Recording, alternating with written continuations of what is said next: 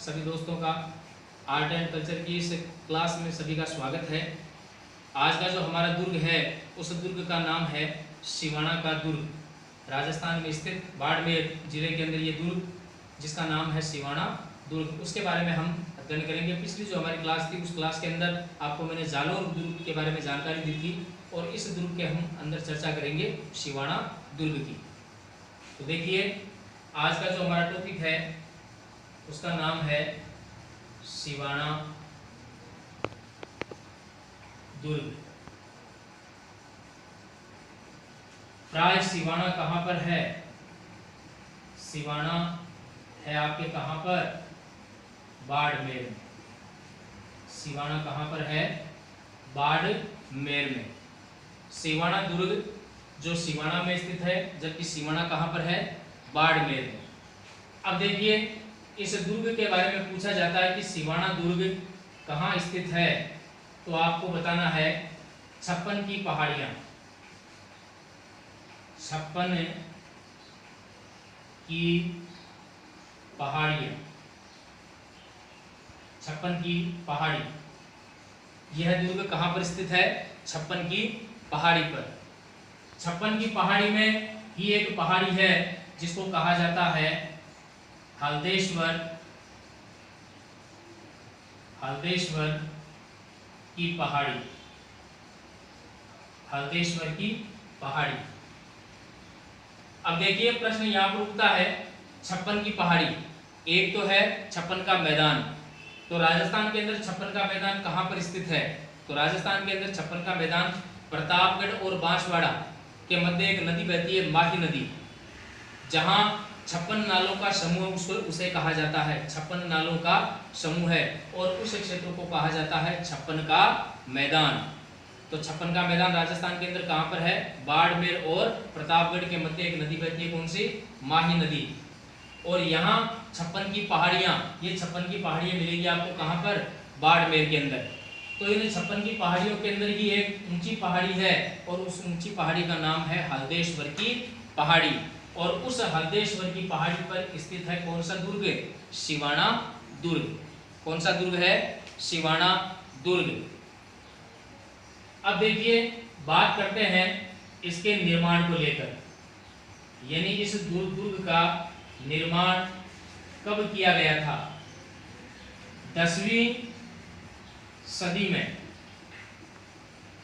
10वीं सदी में परमार शासक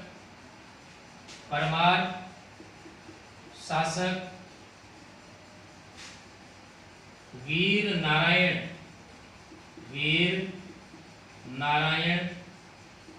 पंवार के द्वारा, वीर नारायण पंवार के द्वारा निर्मित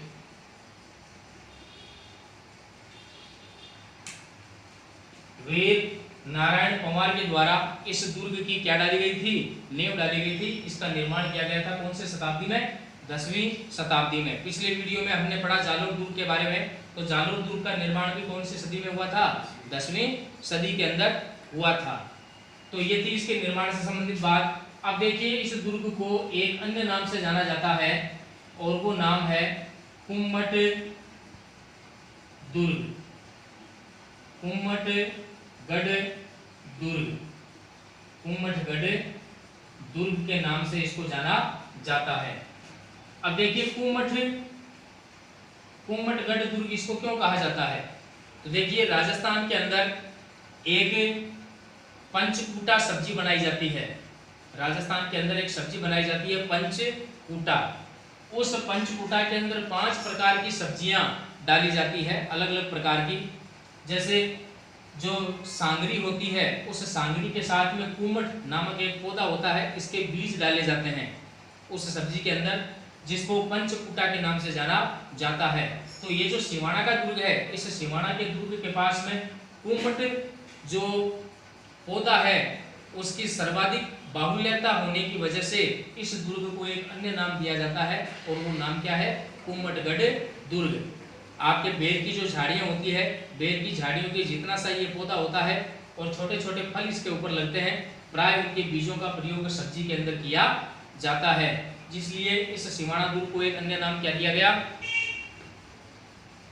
कुमठ दुर्ग का नाम दिया गया। अगला इस दुर्ग को जो जाना जाता है वो कहा जाता है अणखेलो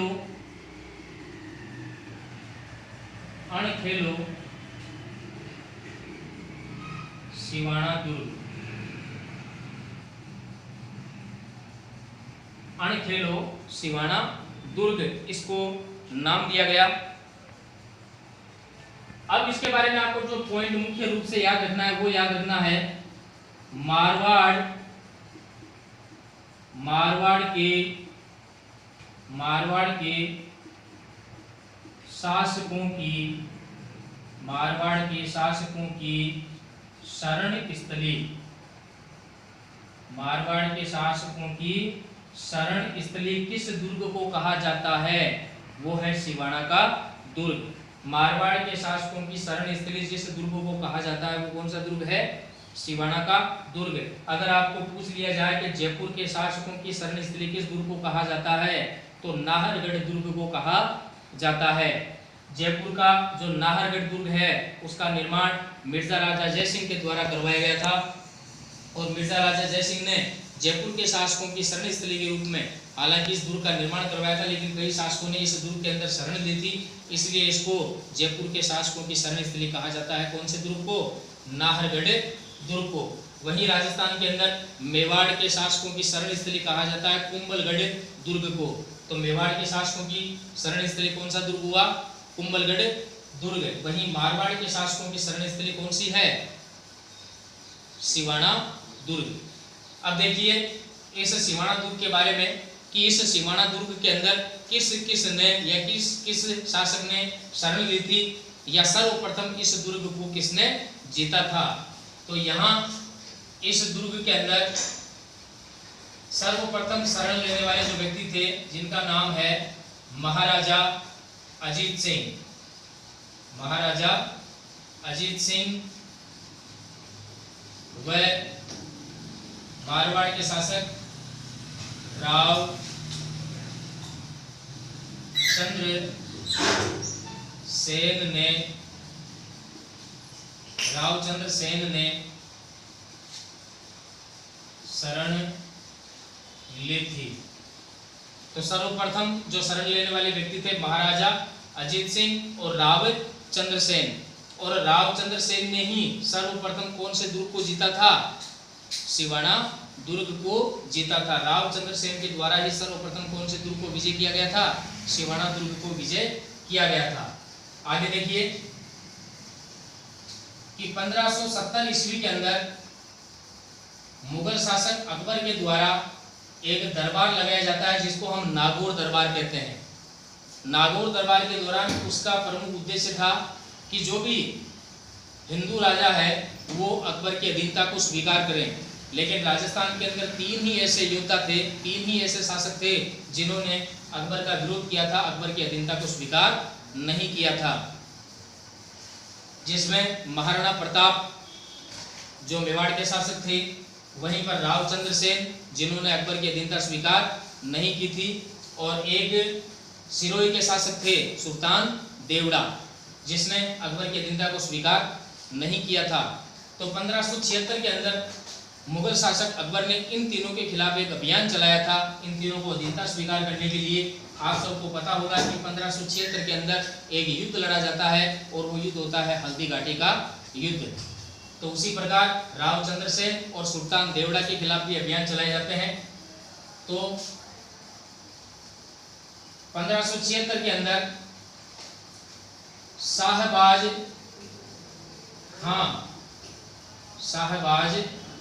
खां जो एक मुगल सेनापति थे, मुगल सेनापति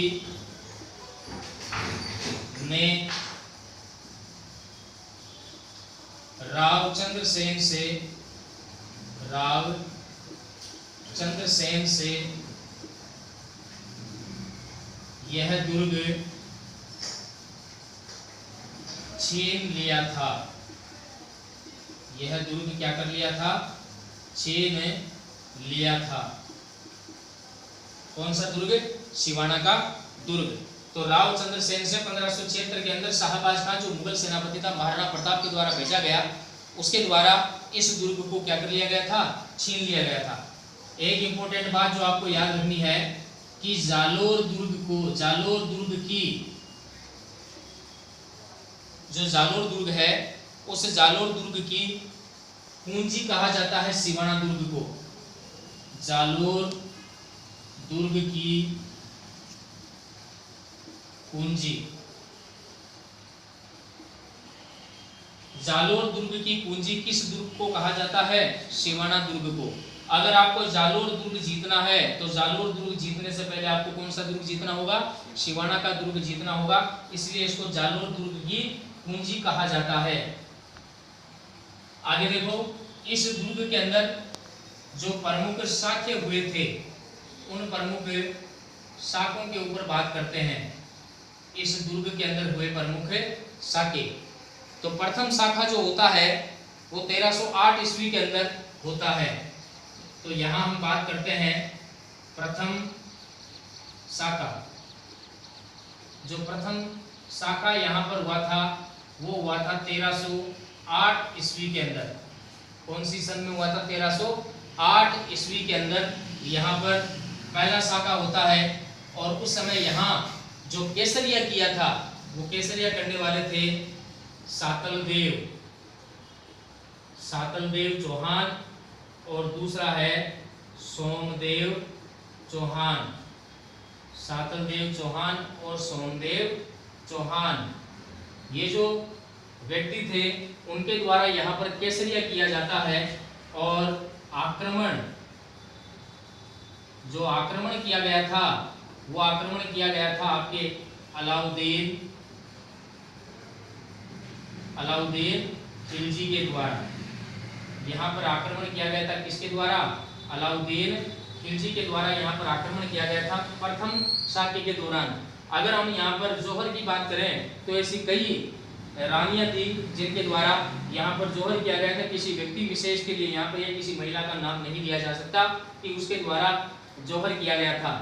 तो ये था इस सिवाना दुर्ग का प्रथम शाखा, जिसमें सातलदेव और सोमदेव चौहान जिन्होंने केसरिया किया था, अलाउद्दीन खिलजी के द्वारा यहाँ पर क्या किया गया था? आक्रमण किया गया था। अब बात करते हैं हम द्वितीय शाखा, सिवाना दुर्ग का जो द्वितीय शाखा है वो शाखा होता है आपके 1559 ईस्वी के अंदर। 1559 ईस्वी के अंदर यहाँ पर द्वितीय शाखा होता है। द्वितीय शाखा 1559 ईस्वी के अंदर यहाँ जो केसरिया किया था वो केसरिया किया था कल्लाजी, कल्लाजी राय मल्लोत, कल्लाजी राय मल्लोत ने, कल्लाजी राय मल्लोत के द्वारा केसरिया किया गया था और आक्रमण किया गया था, और आक्रमण किया गया था मारवाड़ के मोटा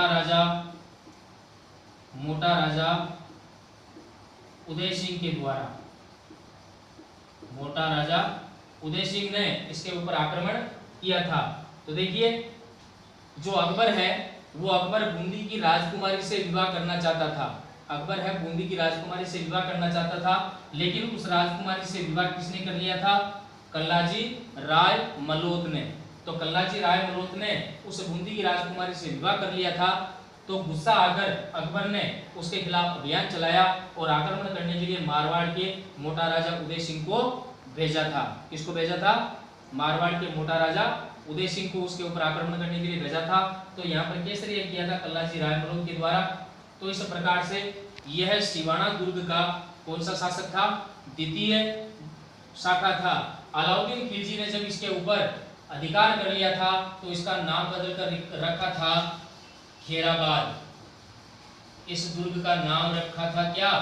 खेराबाद। अलाउद्दीन खिलजी के द्वारा इस दुर्ग के ऊपर आक्रमण करने के बाद इस दुर्ग का नाम बदल कर रखा था खेराबाद। तो आज आपका ये जो सिवाना का दुर्ग है यहीं पर कंप्लीट होता है।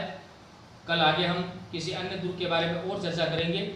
तो ये था आपके सिवाना दुर्ग।